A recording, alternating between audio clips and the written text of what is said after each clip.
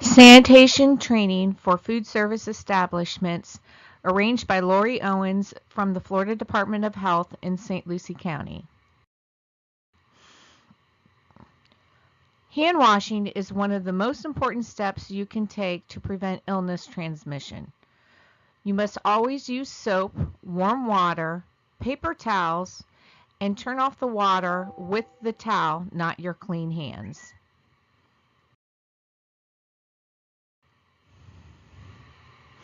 When washing your hands, you should always wash your hands after using the restroom, smoking, putting out trash, touching door handles, using cell phones, and eating.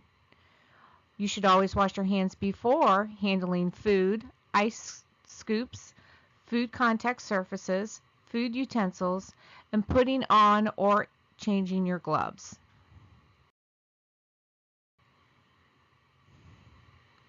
Glove use.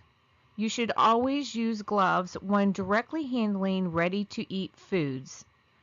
When washing fruit or vegetables, you do not have to wear gloves. However, when the item has to be washed and is being prepared, gloves must be worn. When serving ready-to-eat food items, it is important you use a utensil. Gloves are not needed.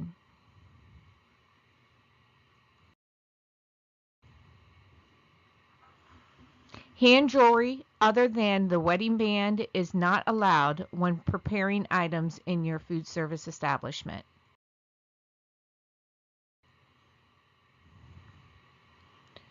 Know your job safety and sanitation responsibilities.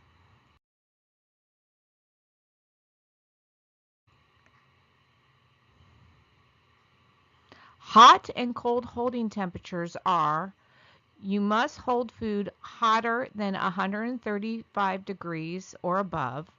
Cold food should be held below 41 degrees. To calibrate a thermometer, you first fill the glass with ice and enough water to cover the ice. The ice needs to take up most of the glass to make the water as cold as possible. Let it sit for 1 minute to make sure all the water is approximately the same temperature. Place the thermometer in the water. Do not hold the metal probe and do not let it touch the sides or the bottom of the glass.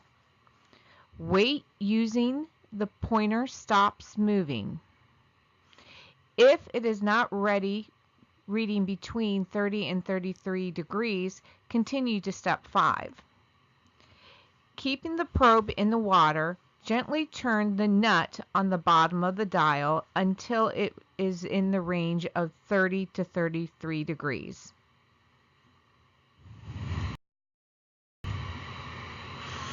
Reheating and cooling time and temperatures.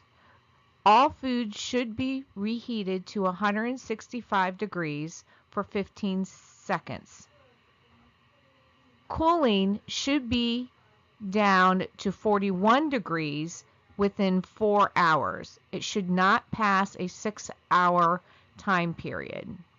Within the first 2 hours, the food should cool to 70, and the second 2 hours within 41 degrees and below.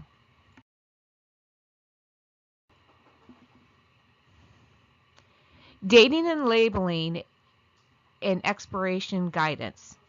Date and label all open food. Discard the time and temperature control for safety foods no more than 7 days after opening. When freezing and thawing food, keep track of the time it is held in the refrigerator.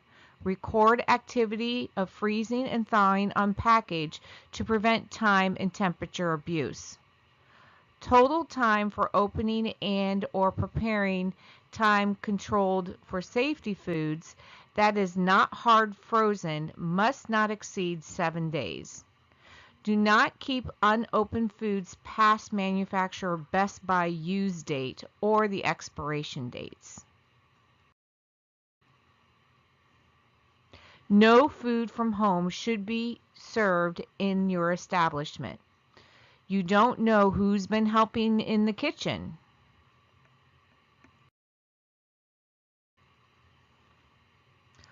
All of your equipment should be cleaned on a regular scheduled basis. Refrigerators should have no mold, mildew, or food debris. Freezers, get rid of excess ice buildup. Ice machines, no mildew, keep ice scoop handles out of the ice. Ovens, there should be no food buildup. Hoods and vents should be maintained on a schedule.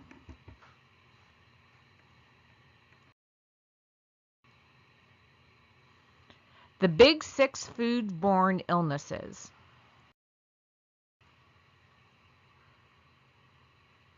Major bacteria that causes foodborne illnesses. 1. Salmonella. Can come from ready-to-eat foods and beverages. To prevent this, you should exclude food handlers' diagnosis with an illness caused by salmonella from the operation.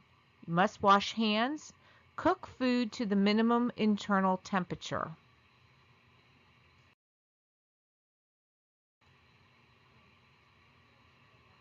Salmonella is most important prevention measures is to prevent cross-contamination. Other prevention measures: cook poultry and eggs to a minimum internal temperature. Prevent cross-contamination between poultry and ready-to-eat foods. Keep food handlers who are vomiting or have diarrhea and have been diagnosed with salmonellosis out of the operation. Shigellosis. Shigellosis is commonly linked to foods in salads that contain potato, tuna, shrimp, macaroni, and chicken. Food in contact with contaminated water, such as produce. Most common symptoms are bloody diarrhea, abdominal pain and cramps, and fever.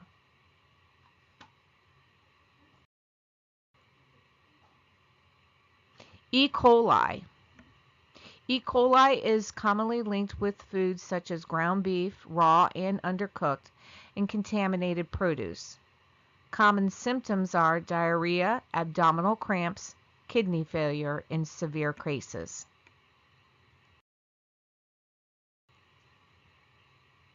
Hepatitis A is commonly linked to ready-to-eat foods, shellfish from contaminated water. Most common symptoms are fever, general weakness, nausea, abdominal pain, and jaundice.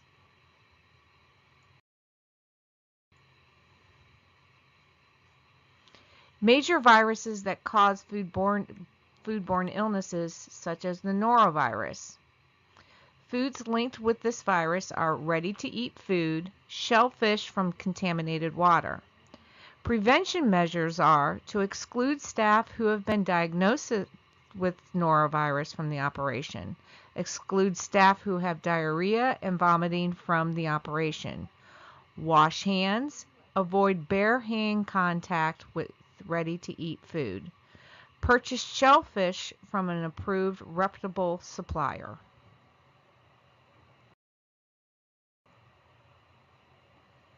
Pest control. Do not leave food debris and other garbage available for these pesky guys to feast on. Keeping your kitchen clean and free of things that can't be cleaned or moved will go a long way in keeping them at bay. Keep food containers closed and at least 6 inches off the floor. Always sanitize food contact surfaces prior to use to reduce the risk of accidental cross-contamination from pest control chemicals and other contaminants.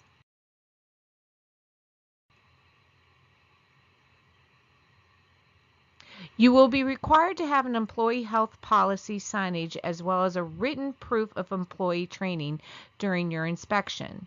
The training must be reviewed by all employees, volunteers, and documented with signatures no later than March 31st of each year. You may use this PowerPoint as a training resource, or you can use training resources from the approved provider listed on our website. The Employee Health and Employee Training Guidance Documents, 2013 FDA Code 64E-11 Florida Administration Code, and Florida Statute Section 381.0072, and other helpful resources are located on our website at www.flhealth.gov. For questions and concerns, please contact Lori Owens at 772-873-4870 or email lori.owens2@floridahealth.gov.